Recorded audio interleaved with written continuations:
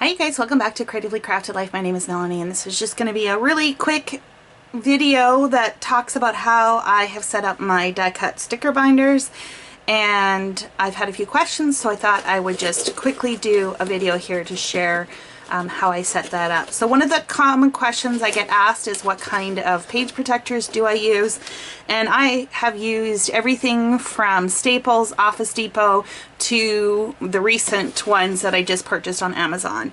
So I really haven't been that particular. A lot of the ones that I do have though have a bit of a texture on them, so they're not like super clear, smooth like you would see like on packaging, right? Like not like acetate packaging, and I think that's probably why it works. Let me pull out a binder so I can show you exactly how these are set up. Most of my binders are 1 inch. I deliberately picked small just because of the weight. So 1 inch is easily held in your hands. It's not too heavy. That doesn't mean I haven't used any larger ones. For instance, I have a couple 3-inch binders. Not ideal, but you know, it is what I had on hand, and so that's why I used it. So you'll notice that in the spines I added a piece of washi tape. This is just acting as a label basically, so I can tell just by looking at that this is my yellow binder. So all my die cut stickers, ephemera, chipboard, everything in here coordinates with yellow to some extent or another. Now this is just like a plastic, you know, the plastic on a binder. So I did add some 2A tape below or underneath the washi just to hold it in place, because I don't think the washi would be tacky enough to adhere. I threw a piece of cardstock on the front, not totally necessary because really all I'm going to see is this, but I think it looks kind of fun. I also have a divider in here. This also is not necessary. This is a carry forward from when I used to have all the sections in a single binder, so that may go out at some point or another. So as I mentioned, I intermix stickers, ephemera, chipboard, you name it, it probably is in here in some form or another, I think. And I use ATG tape, which you can add to a tape gun. It comes in a roll that looks something like this. What is really nice about this adhesive is it's super tacky, but it's also really easy to pull up. So as an example, if I just take a post-it note here and I apply a little bit of tape, let's see that. If I just rub my finger on it, it just comes right off. But it is super tacky, so that if I attach it to the page protector like that, it's on there pretty good, right? But it still comes off. So that's why I use ATG for anything that does not have any that's not adhesive backed. I will also use Aleene's Tack It Over and Over for certain pieces. Usually they're smaller, where this is kind of a pain to put on, and sometimes with chipboard, because you know how chipboard, if it's not adhesive backed and you try and apply tape, it just peels off. So then I'll use something like this, and I basically just dab a few bits of this glue on the back, let it dry, it becomes tacky, and then I can add it into the binders. The only type of stickers that I have had problems with are the thin stickers. So by thin stickers, I'm referring typically to ones that you find in the sticker books, where they're not cardstock thickness, they're quite thin. I have had issues with these peeling off. So what I do is I still include these in the binder. I just pull the whole sheet off, add adhesive on the back, and put this sheet in the binder. I don't know if I have an example in here, but if we come across one, I'll show it to you. And then I just try and maximize the amount of space just to show you how well stuff peels off. This is a die cut, just has that same adhesive on the back. Is it still tacky? Yes. Would I add more adhesive to this before I fix it to my page? Probably, because I'm not careful when I put this on right now. So, if you wanted to take the effort to put as much adhesive on as you would for a final layout, you probably could just turn around and apply it like a sticker. Okay, so that's die cuts. If we talk chipboard, this piece here is a chipboard, and you'll see that peeled off. I have had a case where the adhesive has remained in the book, but let's be honest, you guys, we've had that issue even on the sheets that it comes on, where chipboard basically peels across. What else do we got here? Oh, here. So here's a puffy sticker. Again, I just attach it wherever there's space. More chipboard. Here's another puffy. Peels off.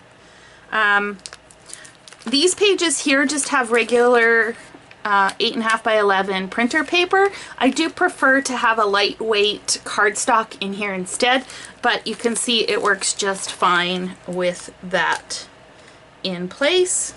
Okay, so here are some cardstock stickers. Again, they just peel right off.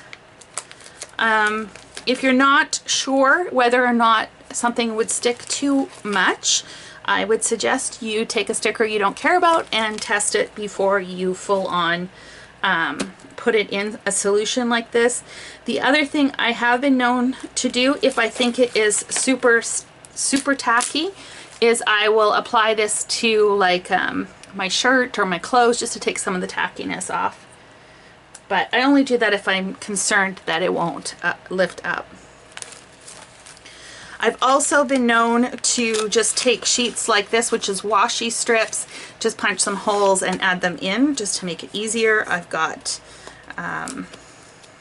embroidered badges. Again, they just peel right off, which I think is fantastic. When it comes to acetate shapes, I have a couple different ways that I have added them to these binders.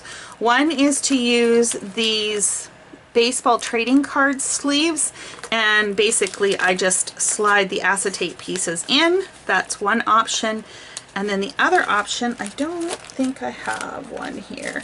I'll pull out another binder and show you the other way that I have stored acetate. I've also used these pages here that have different channels across the entire sheet. This one happens to have, I think, 8 channels. You can get different configurations. These are designed to hold stamps, and I just purchased these on Amazon. But what I like about this is that I can easily pull in and out.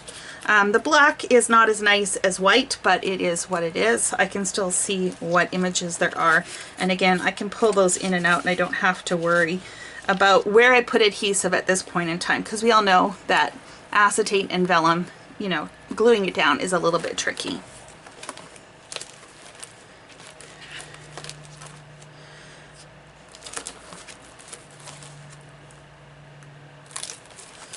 Okay, and then also what I have done in these same binders, if I have anything that I want to keep by designer, I have added tabs at the back. So for instance, this is my Maggie Home section. Here's Paige Evans. Here's Pink Fresh. And I've done that specifically because sometimes when I'm using their particular lines, I want to use their coordinating products, but I also want to have the flexibility of having all of this visually in one spot. So if I'm working on a different project and I'm not using Paige Evans, I still want to be able to see what Paige Evans embellishments have to offer. Does that make sense? I hope so. And that's basically it. I've even put wood veneer in here. These would be ones where I have added that Tack It over and over glue on, and they've been holding up pretty good, so I'm quite pleased with this. I don't worry too much about the colors themselves. Some of my binders, you know, when it gets into those colors like coral, which is it a red, is it orange, there's a little bit of mix up and crossover, and I'm okay with that.